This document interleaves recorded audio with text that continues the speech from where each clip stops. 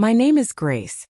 The last time I saw my ex-husband as mine was in the courthouse hallway, the ink on our divorce papers still drying. He didn't look back. He walked away smiling, almost giddy, like he had just won some prize.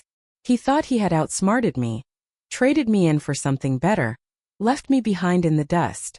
We had been married for 12 years. 12 years of birthdays, holidays, promises, and late nights waiting for him to come home. I carried the weight of his struggles when money was tight. I pushed him forward when he doubted himself. I believed we were building a life together, brick by brick, foundation strong. But when success touched his career, when people started admiring him, he looked at me like I was part of an old life he was eager to erase. The lies started small. A late meeting, drinks with clients, a conference out of town that left me alone with bills and silence. I saw his patterns change: new suits, freshly polished shoes, a phone that never left his pocket. When I asked questions, he brushed me off. Grace, don't start. You always imagine the worst. I wasn't imagining. I was watching him slip away. The day he asked for a divorce, he spoke like he was giving a speech. Calm, rehearsed, even gentle. We've grown apart, he said.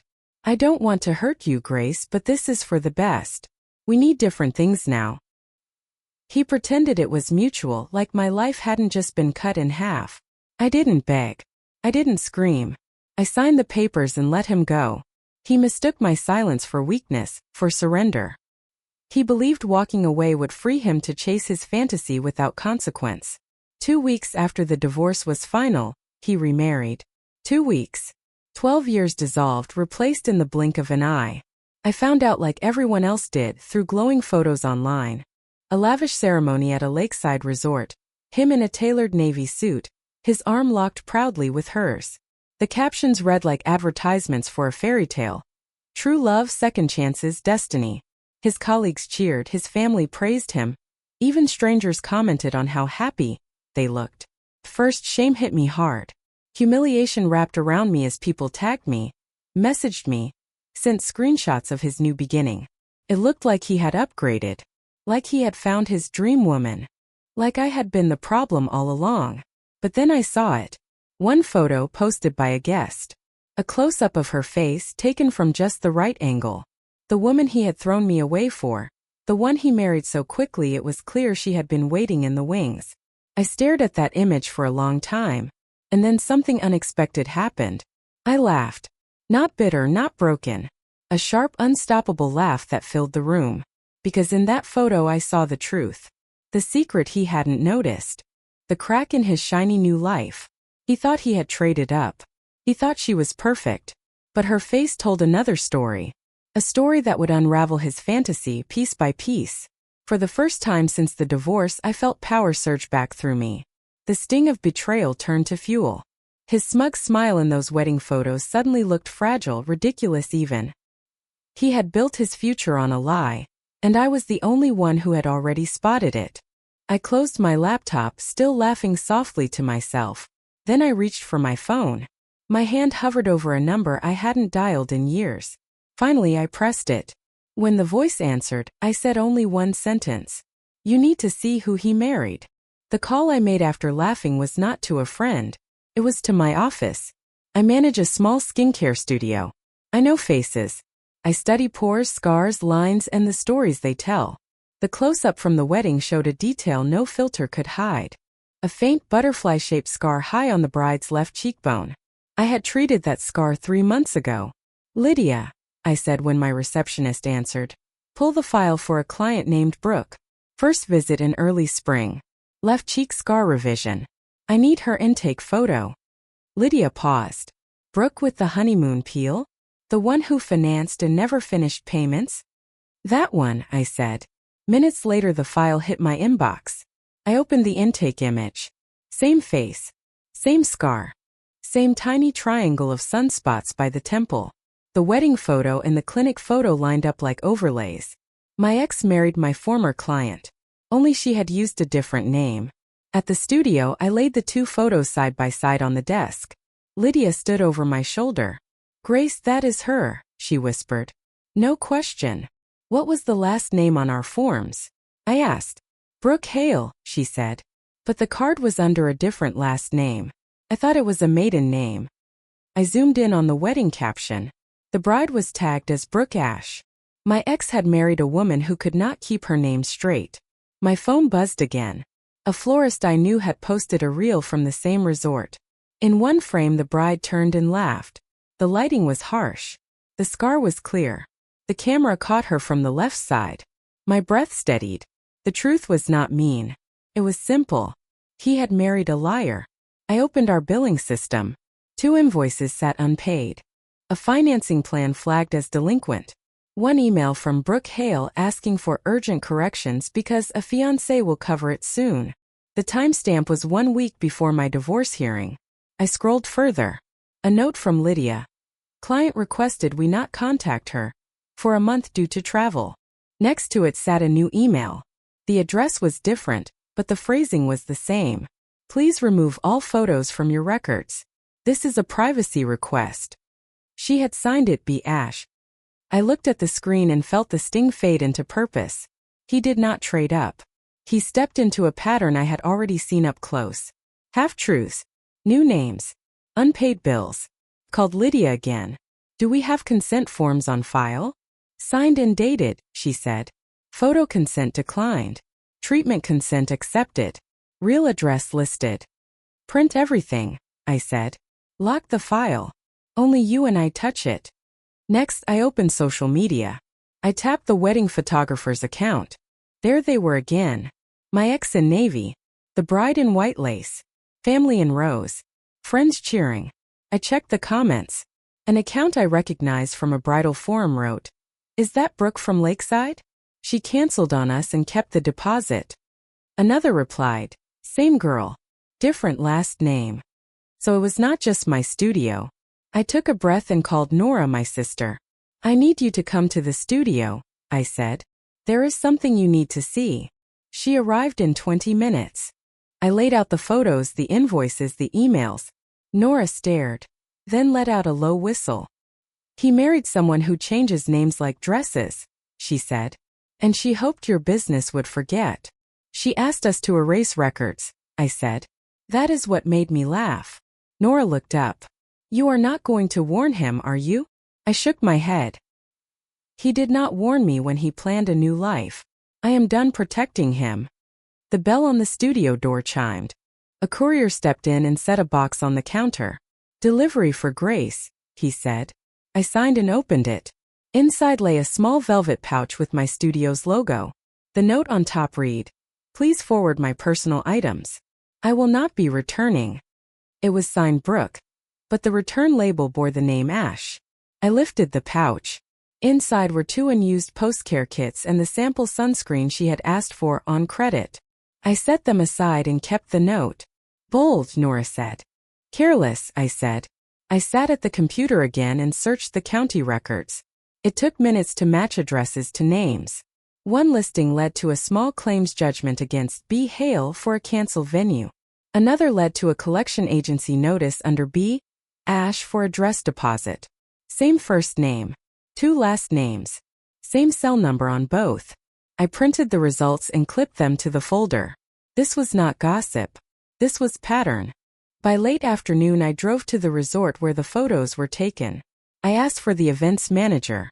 A woman in a navy blazer met me in the lobby. "Can I help you?" "I manage a studio in town," I said. "I am verifying an event contact for Brooke." I paused, then said both names. "Brooke Hale or Brooke Ash." The manager's face changed. "Which one did she use with you?" "Both," I said. She let out a slow breath. "We had 2 contract names," she admitted. "Our billing flagged it.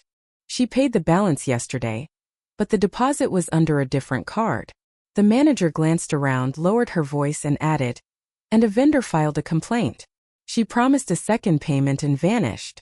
We are collecting statements." I did not smile. I only nodded. "Thank you," I said. "That is helpful." On the way out, I passed a framed photo from a past wedding. I caught my reflection and saw something I had not felt in months. Calm. Not the false calm of pretending. The steady calm of knowing.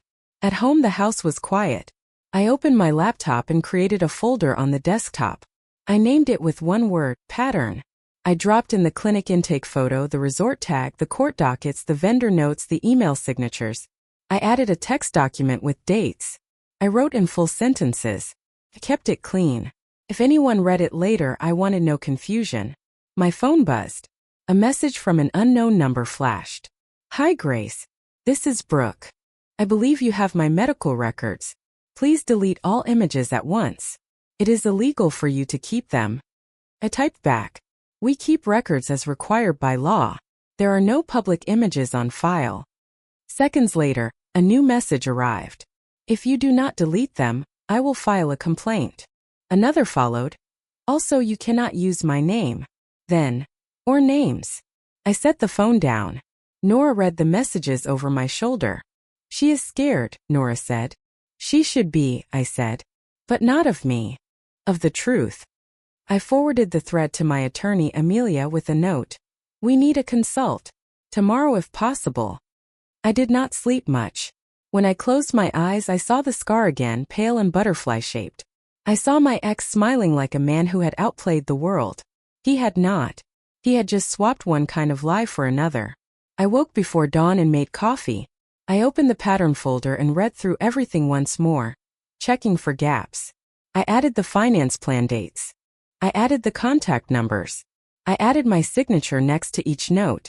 I printed the folder index and slipped it into a binder. At 8, Amelia called. I saw your email, she said. Come in at 10. Bring everything. I closed the binder, set my keys on top, and headed for the door. My phone buzzed again. This time it was a new message from Brooke. No demand. No threat. Just a photo. It was a selfie taken in a car. No makeup. Hair pushed back. The scar clear in daylight.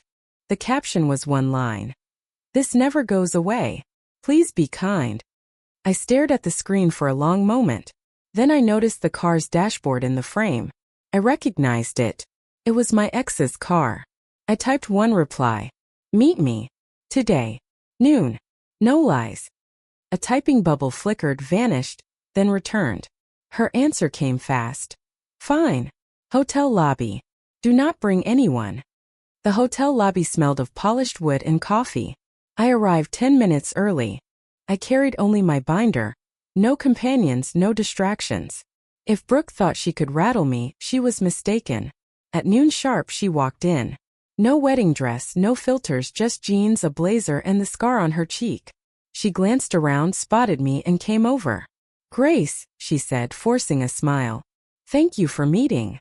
I didn't return the smile. Sit. She slid into the chair. Her hands trembled, but her voice tried to sound steady. I know what you have. The files, the invoices, the names. I didn't mean harm. I was surviving. I opened the binder, flipped to the unpaid invoices, then to her intake photo. Surviving. I said quietly. You conned vendors, skipped payments, and signed contracts under different names. You married my ex with lies stitched into your gown. Her lips pressed thin. He doesn't know, she whispered. And I want to keep it that way. I leaned back. Why should I protect either of you? Her eyes watered. Because I'm not the villain you think I am.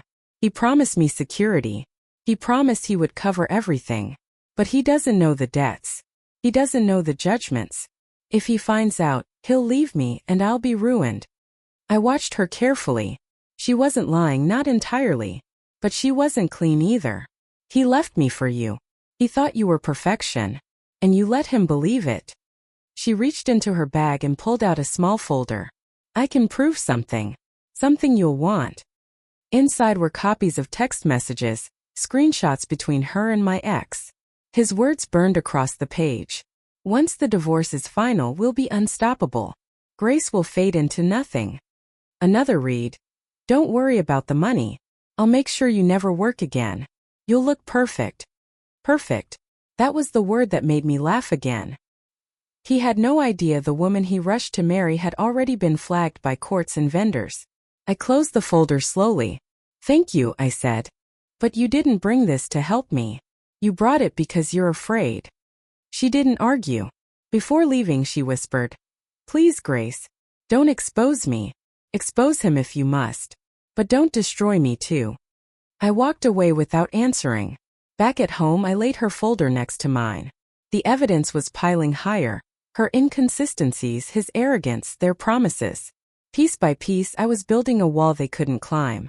Nora called that evening. How did it go? She's desperate, I said. And she gave me proof he planned it all before the ink was dry. Nora exhaled. So what's next? I looked at the 2 binders. Next, I make sure the right people see this. As I spoke, my phone buzzed. A new email arrived. No subject line. Just one attachment. I opened it. Another photo of Brooke, this time from years ago. Same scar. Same eyes. But the name at the bottom of the file was different. Not Hale. Not Ash. A third last name entirely. My pulse quickened. If she had 3 names, how many more were buried? And what else had my ex just married into? The third name sat on my screen like a ticking clock. Another alias. Another mask Brooke had worn before becoming Mrs. Perfect. My ex thought he married stability, beauty, a dream. Instead, he had tied himself to someone who left a trail of false names and unpaid debts across 3 counties. I couldn't handle this alone anymore. It was time to bring in allies. The next morning, I drove to Nora's house. She was waiting on the porch with coffee in hand, concern written all over her face. I laid the binders out on her kitchen table. The clinic photos, the invoices, the court judgments, the messages Brooke handed me, and the third name discovery. Nora flipped through the pages slowly. Her expression hardened. Grace, this isn't just messy. This is fraud. He didn't leave you for some great love. He walked straight into a scam. Do I warn him? I asked quietly. Her eyes snapped up. Warn him? After what he did to you? No. You don't warn. You prepare. You build. And when the time is right, you let him feel the weight of every lie. She was right. So we called Amelia Reed, a lawyer who had handled delicate cases for Nora before. Smart, precise, with no patience for liars. By noon we were in her office downtown, the city humming outside the tall windows. Amelia listened without interruption as I laid everything out. She skimmed the binders, her eyes narrowing with each page. When I finished, she leaned back, tapping her pen. Your ex believed appearances mattered more than truth. He is legally tied to this woman now. If her aliases connect to fraud, debt, or criminal filings, his name is attached by marriage. That gives you leverage. What do we do? I asked. Step 1, she said firmly. Secure everything. Make digital backups. Timestamp files. Lock originals in a safe. Step 2, monitor both of them closely. We need to know what debts or lawsuits will land on his desk because of her. Step 3, prepare an exposure plan. Not gossip. Facts. Evidence. Documents. When this goes public, it must be undeniable. I nodded slowly. Public. Amelia's gaze was steady. If he built his new image on lies, the truth will shatter it. But we choose the moment. Not now. Not in anger. When the evidence is complete. Nora leaned forward. Grace already has enough to bury them. Enough to wound, Amelia corrected. Not enough to end. We want to end. Her words rang like steel. That evening back at my house, we spread the evidence across my dining table. Nora organized the invoices. I labeled each alias. Amelia drafted a timeline that linked everything. Brooke Hale skipping payments, Brooke Ash canceling contracts, the third name tied to collections. Each entry had a date, a dollar amount, and a connection. We worked for hours, the room buzzing with quiet focus. At midnight, Amelia finally closed her laptop. It's a net, she said. Once we throw it, neither of them escapes. But before she left, she gave one warning. Be careful. People like this, when cornered, don't stay quiet. He will try to paint you as bitter, jealous, unstable. She will cry victim. Expect it. Prepare for it. When they move, you move stronger. After they left, I sat alone at the table. My house felt different. No longer empty but armed. Each page in the binders was a weapon. Each file was a step toward justice. At 2 a.m, I checked my phone one last time. A new message blinked from an unknown number. I opened it. A blurry photo of me leaving Amelia's office. The caption. You think you're safe. You're not. My stomach dropped. Someone was watching. I locked the doors, checked every window, and whispered into the dark. If you're following me, You'll regret it. Because this time I wasn't the one carrying secrets. The blurry photo haunted me all night. Someone was following. Watching. Maybe Brooke. Maybe my ex. Maybe both. But instead of scaring me back into silence, it hardened my resolve. If they thought they could intimidate me, they had chosen the wrong woman. The next morning I met Amelia and Nora at my dining table. Sunlight hit the binders stacked like towers of proof. I set the photo from the unknown number on top. They know I'm moving, I said. So now we move faster. Amelia leaned forward. We already have the skeleton. Now we put muscle on it. Every document, every alias, every unpaid debt. It all gets tied together. Then we plan where to drop it and when. Nora opened her notebook. Let's talk audiences. Who needs to see this? 3 groups, Amelia said without hesitation. 1. The company board where your ex still has contacts. 2. Creditors and vendors Brooke deceived. 3. The public because he built his image online flaunting a perfect life. Once the truth reaches those 3 audiences, his new empire collapses. I sat straighter. Then we aim for all 3. We divided tasks. Nora would handle background checks, pulling addresses, cross-referencing aliases, digging through old forums and reviews where Brooke's names might appear. Amelia would draft legal letters to secure cooperation from vendors and protect me from retaliation. My job was to expand the binder. I scanned receipts, clipped screenshots, and labeled everything with precision. By noon, the dining room looked like a war room. Papers taped to walls, names circled in red ink, arrows pointing from one alias to another. Nora pinned a printout of a bridal forum post. Beware Brooke Hale. Took deposit, cancelled, disappeared. Next to it she pinned another. Brooke Ash promised balance, never paid. Beneath both, she taped the photo from my clinic records. Same scar. Same woman. She left fingerprints everywhere, Nora muttered. Amelia checked her watch. Time to build the narrative. Facts alone are dry. We need sequence. Beginning, middle, end. We show the world not just what she did, but how your ex chose her and mocked you in the process. The sting of those words lit fire in my chest. He had whispered to anyone who would listen that I was boring, too practical, holding him back. He wanted glamour, not grit. And now glamour had 3 last names and unpaid bills. Amelia clicked her pen.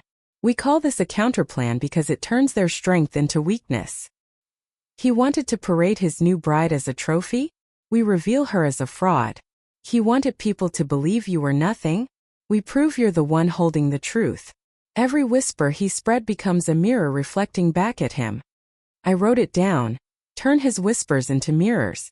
That night, Lena arrived with her laptop. She had been tracking social media chatter for weeks. Look at this, she said, spinning the screen. Comments under the wedding posts were shifting. A florist tagged him in a thread about unpaid orders. A former landlord mentioned Brooke's name under a rant about skipped rent. People are connecting dots already, Lena said. We just need to give them the full picture. We worked late into the night. At one point, Nora leaned back and sighed. Grace, are you ready for the backlash? Because when this drops, he won't just beg. He'll attack. I met her eyes. He already attacked when he left me bleeding in court. He already attacked when he paraded her like a prize 2 weeks after 12 years of marriage. This isn't revenge for revenge's sake. This is truth. And the truth is mine to tell. The plan solidified over 3 days. Step 1. Amelia would file preemptive disclosures with key creditors, showing Brooke's aliases. Step 2. Nora and Lena would compile online chatter into a clean time-stamped archive. Step 3. I would prepare a package for the company board. Photos, invoices, judgments, delivered anonymously if needed. Step 4. Once the evidence was undeniable, we would release it strategically online, making sure it spread faster than his curated wedding photos. On the 4th night, Amelia laid the final draft on the table. This is it. The counterplan. Once we launch, there's no going back. The binder was thicker now, its spine straining. Inside lay contracts, judgments, emails, and Brooke's desperate texts. The weight of it wasn't just paper. It was 12 years of betrayal sharpened into justice. I closed it and said, then we launch. But just as the words left my mouth, my phone buzzed again. Another message from the unknown number.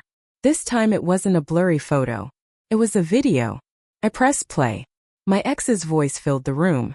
He was laughing, his tone smug. Grace doesn't know who she's dealing with. She'll never touch me. She's still the boring wife who never mattered. I'm untouchable. Nora swore under her breath. Amelia's jaw tightened. Lena started typing furiously. The video ended with a close-up of his smirk. I looked at my allies and said, "Then we make him choke on those words." We had the plan. We had the binders, the timelines, the files backed up in cloud drives and on Amelia's encrypted stick. We even had the smug video of my ex laughing, calling me boring, untouchable. That clip was going to be the opening shot when we launched the counterplan. But on the morning of the drop, everything shifted. It started with Lena's frantic call. "Grace, don't post anything yet. Someone just leaked half the story without us." My heart slammed. "What do you mean leaked?" She emailed me a link. A blog with cheap graphics, screaming headlines.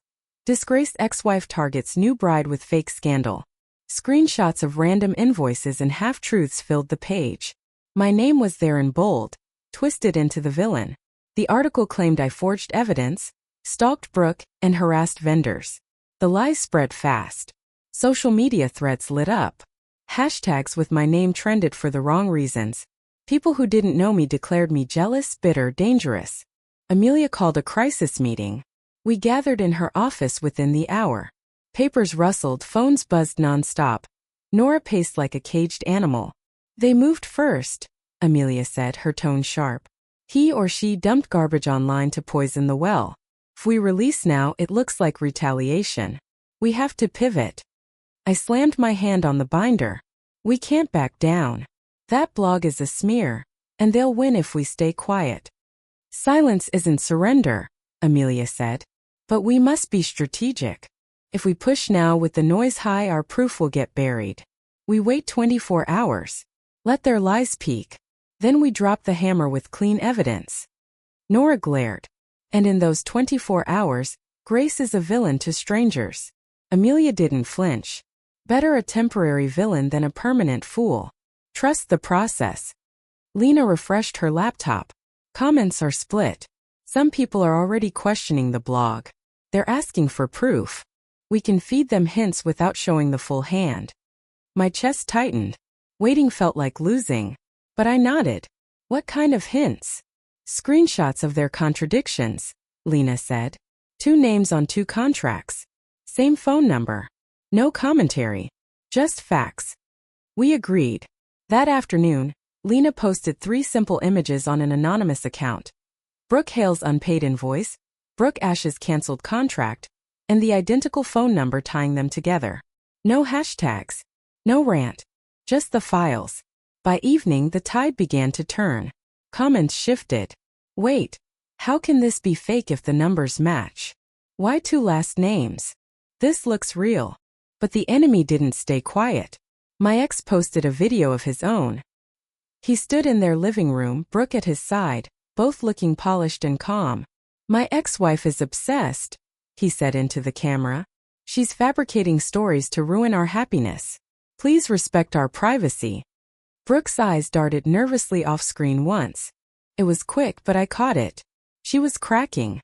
Nora slammed her fist on Amelia's desk. "Grace, we can't let them control the story. Tomorrow is too late." Amelia finally exhaled. "Fine. We adjust. Tonight we drop one piece big enough to silence the blog but not the full binder. We pivot from defense to offense." We debated which proof to use. The unpaid clinic invoices were strong, but too personal. The court judgments tied to her third name were ironclad. At last Amelia tapped the page with her pen. "This one. A certified public record. They can't call it fake." That night at exactly 9 p.m., Lena uploaded the judgment under Brooke's third alias. Date stamped. Case number. Public link to the county records.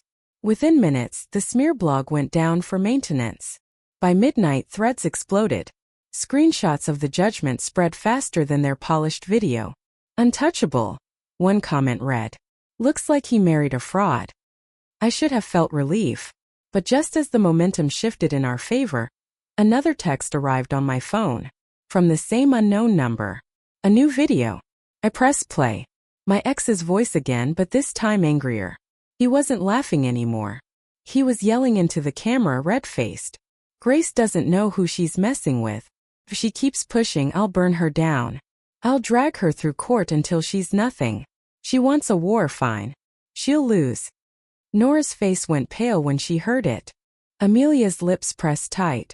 Lena just shook her head. He doesn't get it, she said softly. I closed the video and looked at them all. Then we stopped waiting. Tomorrow we drop everything. I woke with the binder on my chest. My hands did not shake. They were steady. The night had been dark. The plan was not. Everything we had built in the last week sat inside that folder. Every page cut a clean line through the lies. Amelia arrived before dawn. She carried an extra copy of everything. We move fast, she said. We move clean. I nodded.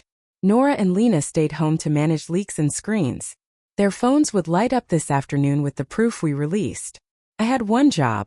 My voice. We picked the place on purpose. Not a courthouse. Not a blog. A rented meeting room at the community center downtown. Neutral ground. Room for cameras. Room for witnesses. The press loves a calm room. By 9 a.m. The room filled. Alohum. Reporters. A few staff from vendors who had been cheated. 2 small claims judgments. The bridal forum posts printed and bound. My clinic intake with her consent and the scar photo.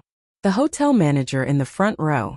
A florist with a stack of unpaid invoices. Each person sat like a peg in a clean line. I stood at the podium. The camera red light blinked. My ex's lawyer had called 1,000 times. He left messages full of threats. I did not listen to them. Amelia stood to my left. She had a brief beside her. The recorder clipped to my jacket was small, but it was on. Good morning, I said. I let my voice find the room. It sounded like me. Clear. Exact. 2 weeks after our divorce, my ex married a woman he claimed was his perfect future. I watched that unfold online. I laughed because I knew a truth none of them had. She used at least 3 names. She left a trail of unpaid bills. She signed under one name at my clinic and under another name at a vendor. She lied to businesses and she lied to him. Short pause. I have proof. I set the first photo on the easel. Clinic intake. Side by side with the wedding snapshot. The scar matched. The scar that no filter could hide. Cameras zoomed. A reporter leaned forward. Why show this now? Someone asked. Because smear stories were out there first, I said. They tried to paint me as the villain. They wanted the loudest voice to win. I will not let lies set the frame. My voice did not rise. It did not plead. It stated facts. Amelia took the floor. She laid out the timeline. Date 1. Intake at Ms. Grace's clinic with name 1. Date 2. Invoice with name 2. Date 3. Small claims judgment under name 3. Date 4. Text messages from Mr. Reynolds promising support and coverage. Date 5. Wedding photos posted online 2 weeks after final divorce.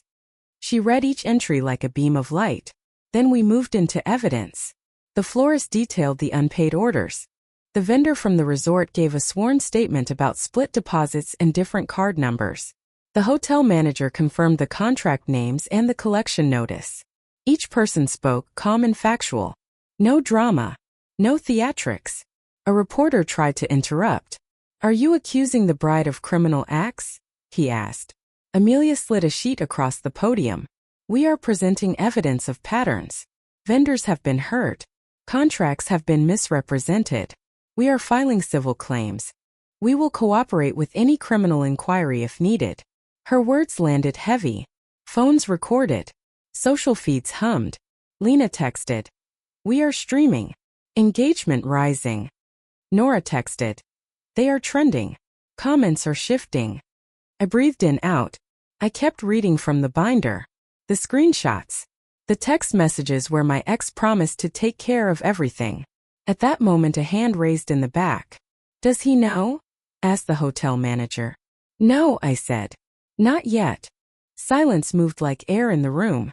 If he did not react immediately, His world would be normal for a fraction longer. That was part of the plan. We closed the session by filing the first papers. Amelia handed copies to the county clerk. Each document stamped. Public record. We gave reporters access to scan files with redactions only for privacy required by law. My phone buzzed hard. A live comment scrolled. He's going down. Another. She has receipts. Then suddenly 3 short beeps. Notifications. My heart kicked. On the street outside, a car door slammed. Phones lifted at the curb. A man in a navy suit pushed into the room.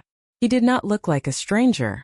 He looked like the husband in the wedding photos, but older, more brittle. He stamped to the podium with a face I recognized from years of small kindnesses made monstrous. "You cannot do this," he barked. He pointed at me. "This is harassment." His voice was loud enough to flutter the papers on the table. Cameras swung. Amelia did not flinch. "We have files," she said. "Public records. Witnesses. If you wish to contest, do so in court." She slid a copy of the small claims judgment toward him. He grabbed it. His hand shook. "You think you can ruin me? You think you can ruin her?" He jabbed the paper toward Amelia. "You will regret this, Grace." His threat landed like the final bell in a fight. It was the sound I had been waiting for. Not because I enjoyed fear, but because threats are the last resort of those without truth to wield. A dozen cameras followed him as he left, shouting for statements, for denial, for anything that would shift the momentum. A few reporters called him. He kept his face hard. No one ran to his defense. We finished the press conference. We left copies of the evidence with the clerk, with the vendor's counsel, and with a web link Amelia had set up that hosted the files. It was transparent. It was visible. It was legal. That evening the feeds exploded. The smear posts faltered as links to the public records circulated. People read. People commented. The narrative shifted in slow but firm motion. But victory tasted sharp. It was not a finish. It was a stage. At home I poured a drink and sat with the binder open. My phone buzzed again. This time the text was from a number I knew clear as a bell. 4 letters. 1 word. Meet. No name. No time. No place. I stared at that text. I knew it was him. I knew a meeting in the dark is where threats get real. I typed back steady and cold. "Where?" They called it a scandal. The feeds called it a reckoning. I called it exposure finally matching reality. The press pushed the files everywhere. Links multiplied. The county judgment sat on public servers. Vendors posted their statements. The bridal forum thread became a thread of confirmations. People read. People reposted. The narrative that had favored him began to wobble. My phone lit up nonstop. Messages poured in from friends. Supportive ones. Angry ones. Curious ones. Strangers messaged with links. Proof, they wrote. Unbelievable. I did not answer most of them. Amelia told me not to. She wanted the record clean. Nora stayed with me. Lena ran the feeds and flagged toxic threads. Amelia paced between calls with vendors and the clerk. The house smelled of coffee. Paper stacks crowded the table. The binder sat open like a Bible for the truth. 10 a.m. My inbox pinged. The company counsel had released a short statement. They confirmed they were aware of allegations. They would review. They would take appropriate action. No spin. No defense. The language was thin and official. But it mattered. It was not silence. A news crew rang my bell. I declined on Amelia's advice. Instead, Amelia arranged one interview. She chose a local investigative reporter with a steady voice and no appetite for clickbait. He came to my living room. The camera setup felt intrusive, but the questions were matter of fact. "We want records," he said, not unkind. "We want facts." We gave him facts. The clinic intake. The invoices. The judgment. The texts where my ex promised to cover her. He read them on air. He did not dramatize. He read them like evidence. The next day his segment ran. It was quiet and hard. People shared the clip with comments that shifted tone. The chorus grew. Voices that had cheered for my ex turned cautious. But victory does not come neat. His team fought back with noise. He posted longer videos. He called me unstable. He accused me of harassment. He painted his new life as being under attack. He rallied the sympathetic. The internet is a messy courtroom. Amelia watched it all with calm precision. Buffer it, she told Lena. Archive every post. Preserve metadata. If he sues, we need originals. Lena built a folder like a vault. She made copies. She stamped timestamps. She sent secure links to Amelia. Then came the threats. Not just legal. A delivery at my door. An anonymous envelope. A voicemail that crawled under my skin.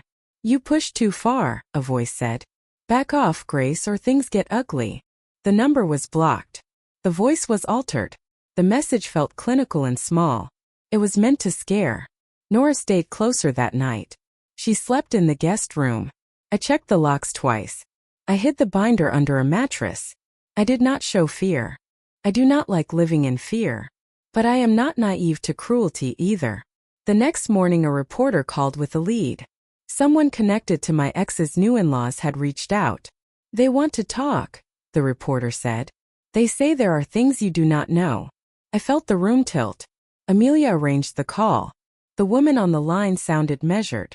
My family has been contacted, she said. We are worried about reputational damage.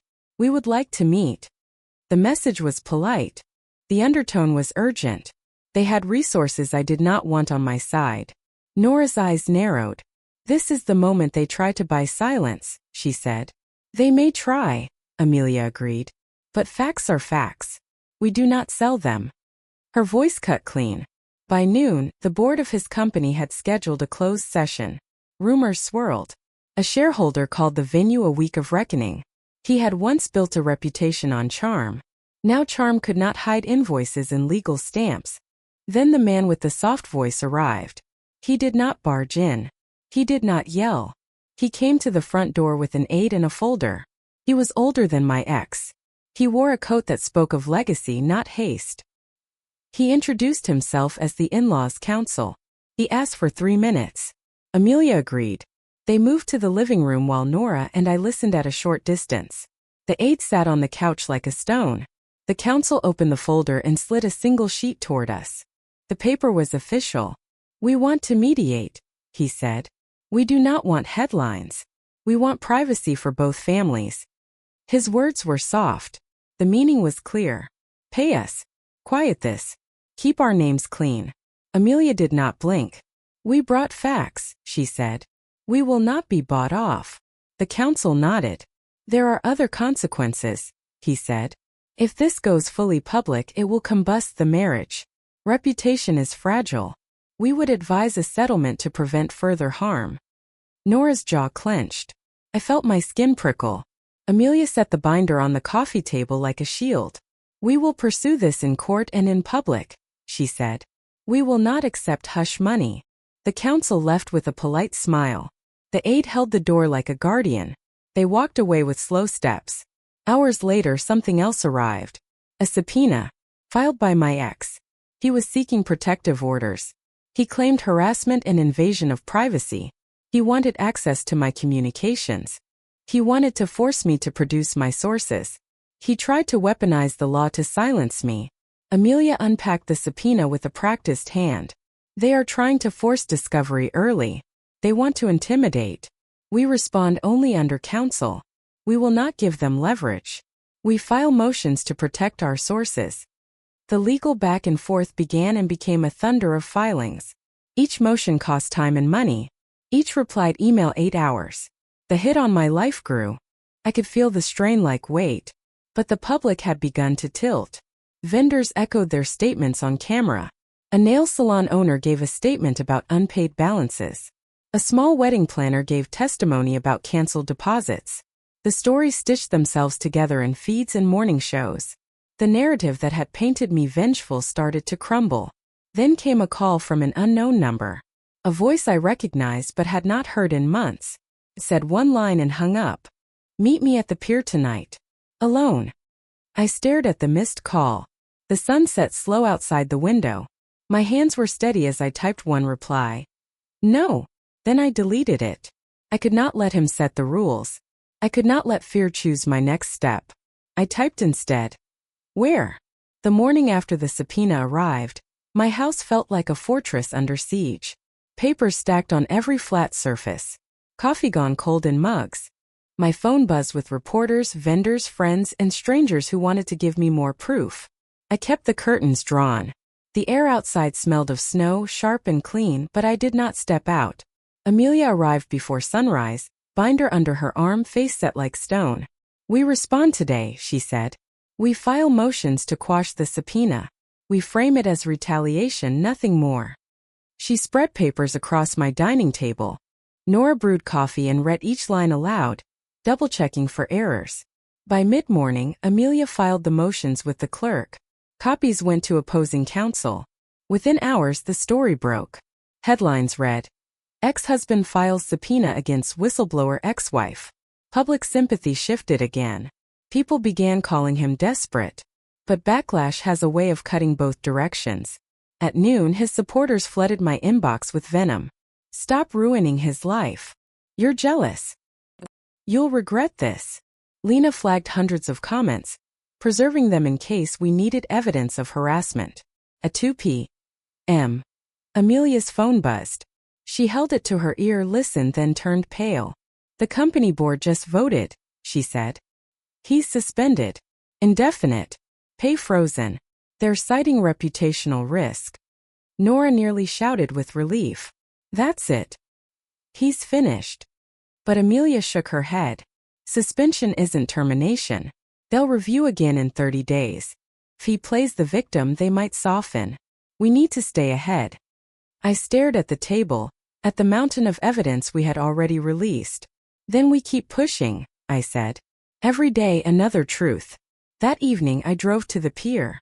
Not because I wanted to meet him, but because I needed to see if he would show. The water was black, restless. A car idled at the far end, headlights off. My chest tightened, but I didn't approach. I stayed near the entrance, phone ready. Then my screen lit up. A text from him. "Come alone. Talk just us." I typed back, "No, everything is in the open now. If you want to talk, it happens in court." I sent it. No reply. The car pulled away into the night. My hand steadied. I turned back toward home. The next day the fallout deepened. Reporters hounded his workplace. The florist who testified went viral with a video of her telling her story. "He married a fraud," she said simply. "And she stiffed me too." The clip had over 1 million views in hours. Brooke herself posted once. A shaky video from what looked like their living room. Her makeup was smudged, her voice trembling. "This is bullying," she said. "I never lied. People are twisting things." She wiped her eyes and cut the video short. The comments split wide open. Some pitied her. Others tore into her with screenshots of judgments and invoices. The scar on her cheek glistened under the lighting, undeniable, unhidden. The truth needed no commentary. By evening, Amelia received a new call. A county investigator. "We're opening a preliminary review," he said. "Multiple complaints about fraud under aliases. We'll need cooperation." Amelia agreed. She hung up and looked at me. "This is moving beyond civil now. This could get criminal." I nodded. For the first time in weeks, the ground under my feet felt firm. But the day's calm shattered at 9 p.m. When Nora checked her phone, her face drained of color. "Grace," she whispered. "Look." On the screen was a live video. My ex streaming from his account. His voice sharp, desperate. "She's lying," he shouted into the camera. "She forged everything. She wants to destroy me because I found real love. I'll prove it.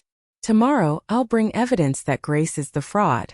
She'll regret ever crossing me." Tens of thousands watched live. Comments poured in.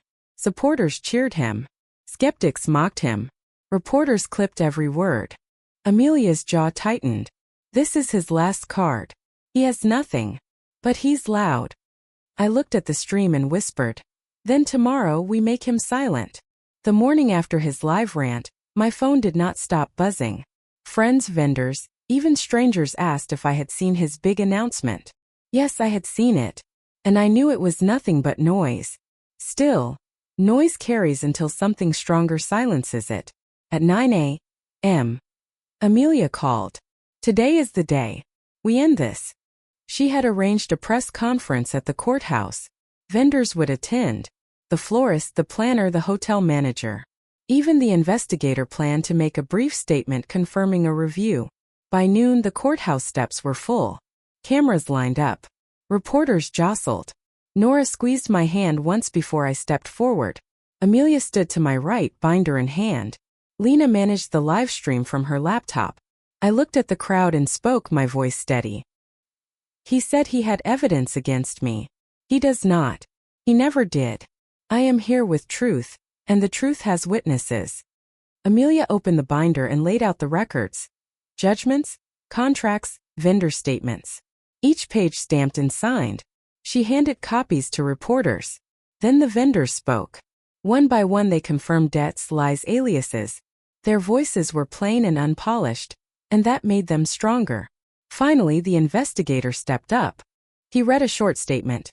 Our office is reviewing multiple complaints tied to Brookhail, also known as Brook Ash. This review is active. We cannot comment further. Gasps rippled through the crowd. Cameras flashed like lightning. My ex had promised to bring evidence. Instead, his world collapsed on those courthouse steps. His employer confirmed suspension was now termination. Sponsors cut ties. Supporters went silent. His live video, once meant to shame me, became the last clip before his downfall. That evening, I sat with Nora and Amelia in my quiet kitchen. The binder was closed for the first time. It did not need to open again. Nora lifted her glass. To grace. To truth louder than whispers. I clinked my glass and smiled. Not bitter. Not triumphant. Just free. Later, I tucked the binder onto a high shelf. I didn't need it anymore. My daughter called me, her voice full of laughter. Mom, are we okay now? Yes, I told her. We are more than okay. We are safe. Betrayal cuts deep. Lies whispered behind your back can feel louder than your own truth. But if you hold on to evidence, if you keep your calm, the day comes when lies crumble under their own weight. My ex thought whispers could erase 12 years of my life. He thought lies would make him untouchable. But truth is patient. Truth waits. And when spoken clearly, it destroys illusions in one strike. If my story resonated with you, remember this. Never doubt your own strength. Collect your proof. Protect your voice. And when the time is right, speak the truth where it matters most. Subscribe for more stories of betrayal, justice, and revenge. And never forget, silence does not mean weakness. Sometimes silence is the sound of a storm preparing to break.